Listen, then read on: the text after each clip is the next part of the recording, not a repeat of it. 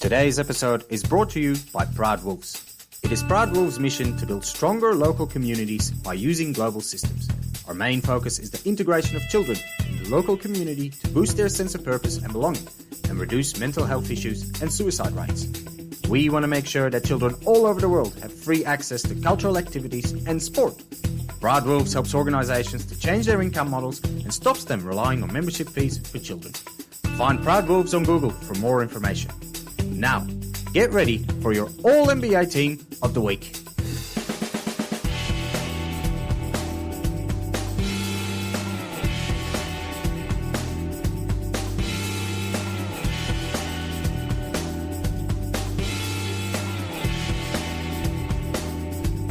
Goeiedag, enchantée, and welcome to this week's episode of 824 Presents All-NBA Team of the Week. A trade this week. Not much to speak of, but the Knicks and the Hawks swapped players. The Knicks received Cam Reddish and Solomon Hill, and the Hawks ended up with Kevin Knox. Hopefully this is the start of a busy few weeks on the trade front. In other news, the Grizzlies are beatable. Luka Doncic and the Mavs were too strong and broke an 11-game winning streak. Most teams at the top had a difficult stretch of games, bringing all teams a little bit closer again. We are in for a very exciting second half of the season. This week, we focus on 5 young players, all 27 or under, that played exceptionally this week. It proves once again that the league is full of talent and that LeBron, Curry, KD and the likes need to start worrying about the Monstars. The young stars. Get ready for your All-NBA Team of the Week. Before we move on, I'd like to talk to you about 824. 824 is created by Proud Wolves with the intention to provide children with an opportunity to learn and play basketball at their own pace and completely free.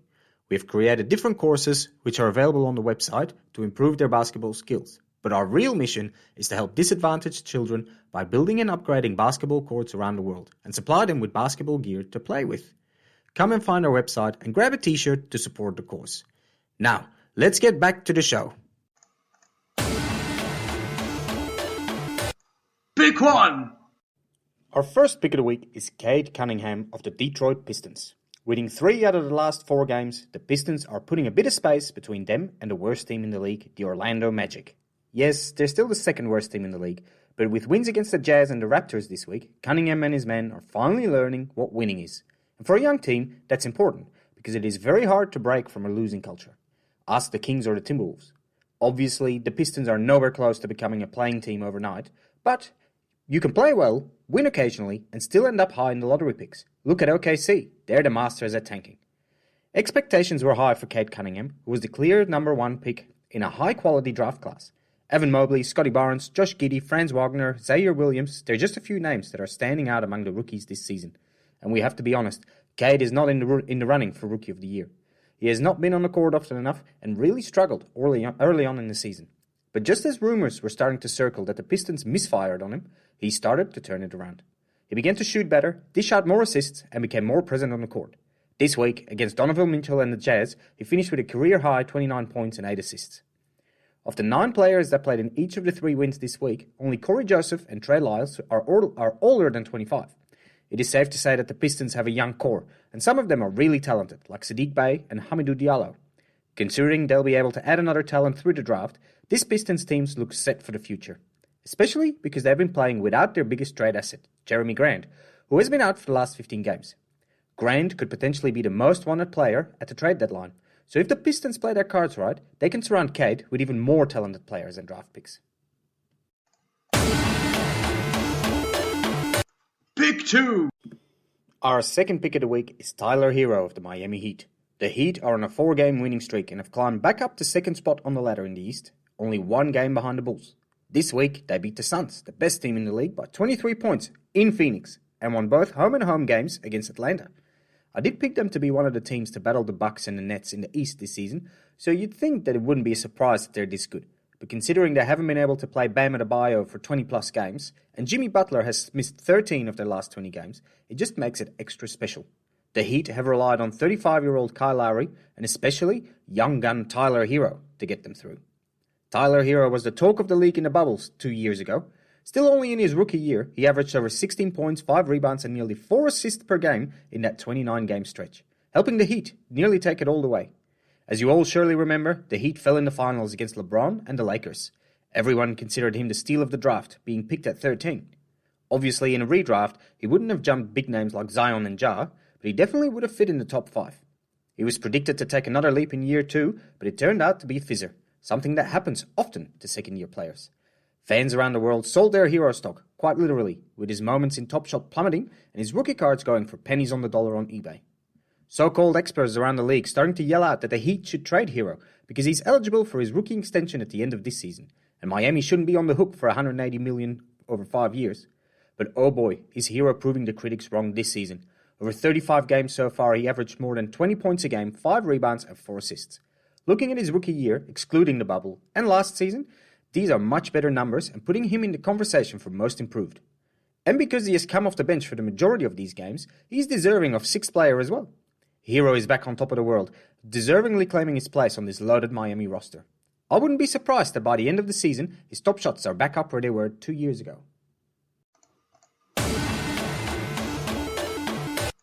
Pick 3. Our third pick of the week is Kyle Kuzma of the Washington Wizards. In the last 4 seasons, plenty of people claimed Kuz wasn't a great player. He was just lucky that he played on the Lakers and received plenty of attention. If he would have been playing on any other team, he wouldn't have been nearly as visible as he was in LA. Well, Kuz is playing on another team now. In the offseason, he was traded to the Wizards in the Russell Westbrook deal, alongside KCP and Montrezl Harrell. And he has been visible, there's no doubt about it. Think of the jumper he was wearing the other day. But more importantly, he has been playing well. He might even be having the best season of his career overall. Early in his career on the Lakers, Kuz was destined to be a scorer, but as LeBron took more and more control of the team, Kuzma's role became smaller and smaller. It was clear he needed a change of scenery and grabbed the opportunity in Washington with both hands. Kuz has been an extremely reliable partner for Bradley Beal and stepped up these last few games after Beal was placed in health and safety protocols.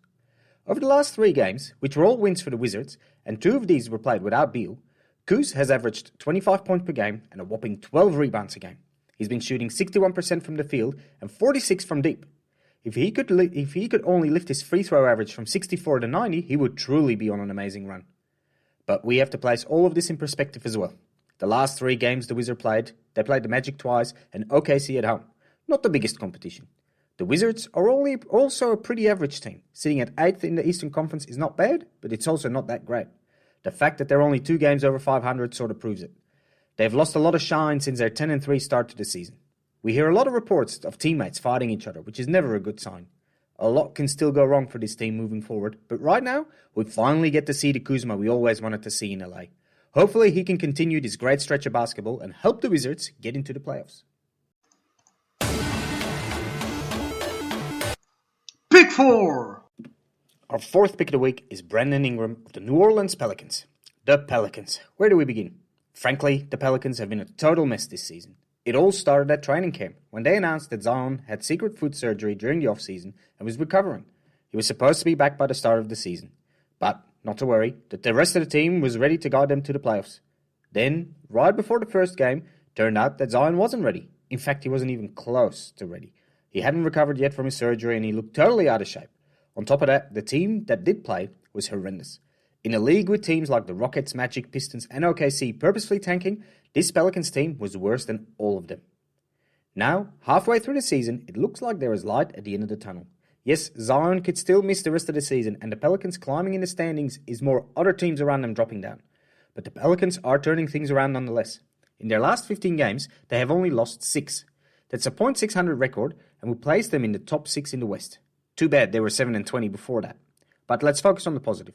In that stretch, they had wins against Milwaukee, Cleveland, and Golden State. Not too shabby for a terrible team. Something changed in the way they played. They are moving the ball around more and faster. That's the gameplay new head coach Willie Green tried to implement from the start, and it took some time for the players to pick it up. But they did, and it is great to watch. The soul of their game is speed. Don't hold the ball for too long. Don't hesitate. Play quickly, with confidence, and trust in yourself and your teammates. Believe they will make the right play. And believing is what BI is doing. This week alone, he is leading the team in points, 26 per game, and in assists, with 6 dimes per game. He shot over 60% from behind the arc. Somewhere in November, December, the Pelicans have figured it out, and it is starting to show on the court. And because the teams around them are failing, we could see them end up in the playing games. The Kings, who currently sit in 8th, are only half a game ahead of the Pelicans. I'd love to see this team make a run-up in the second half of the season, if only to squash all the rumours that Zion is unhappy and he wants to leave. He'll be more likely to be happy to play on a winning team.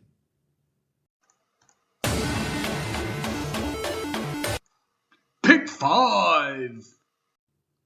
Our fifth pick of the week is Joel Embiid of the Philadelphia 76ers. There's really no urgency to change anything. I think we've got everything we need.